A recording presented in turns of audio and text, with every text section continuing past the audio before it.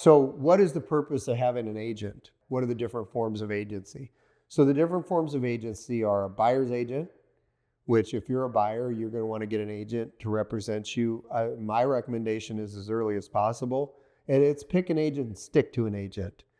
Going around and looking at houses with a whole bunch of different agents is going to let your personal information out into a marketplace. People are going to understand you in a way that may not be in your best interest by the time you write an offer, number one. And number two, you want to have that relationship with the agent, because if that agent knows how you're shopping and what you're looking for, and they learn what you're all about, not only is all your information confidential, but that agent can probably end up bringing you into a house quicker and a better deal for you, because they're going to know what you're looking for, rather than just kind of poking and stabbing online. As a listing agent, for a seller, you want to have a competent listing agent that has decent volume and has a good track record, good reputation, but somebody that represents you and is going to market your home in a way that brings the most buyers in and helps you negotiate the best terms on your behalf. That would include bringing in good attorneys, closing companies, marketing, photographers, drone pilots, social media marketers, making sure that you're plugged into the local MLS.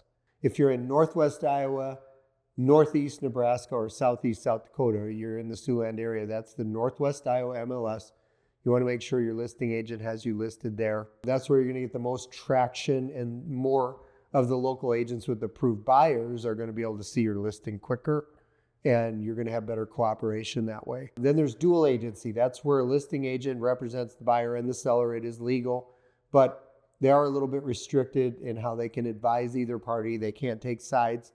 They can't disclose material secrets, not material facts. If an agent knew a foundation was bad, they couldn't hide that from a buyer to try to help a seller. If, for example, a seller needed to sell their house and get out of town for a new job, they couldn't tell the buyer that without permission and give the buyer the seller's motivation. Or if a buyer needed to buy a house and they needed to close quickly because they were going through a circumstance personally where they just needed to do it again, unless the buyer was telling the agent to tell the seller that, they couldn't do that. And then there is self-representation, which is not recommended. That is becoming less and less of an event because agents are no longer able to facilitate a non-represented party, and we're not seeing as much of that. Typically, those are going to be family-to-family transactions, strictly deals where people know each other personally. One of the parties is not represented, and it's just transactional. 91% of the properties that transact right now are listed with a listing agent, and 98% of those are sold by a buyer's agent that's under contract with a buyer's agent, and you end up having two agents involved with the transaction. That would be normal. There are several benefits to that type of a transaction, which is why it's the most common type of transaction for real estate. We have seen a few for sale by owners that have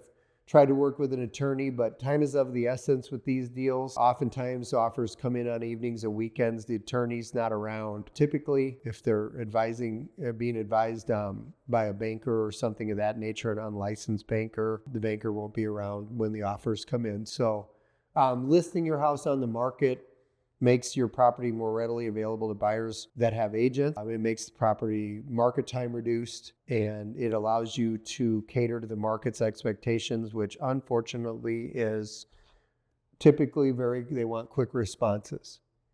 And so you need to have guidance and direction in the off hours to efficiently cope with that. I'm sure that everybody has varying opinions on it, but the statistics, they're not my statistics, and they shake out to show that this is true.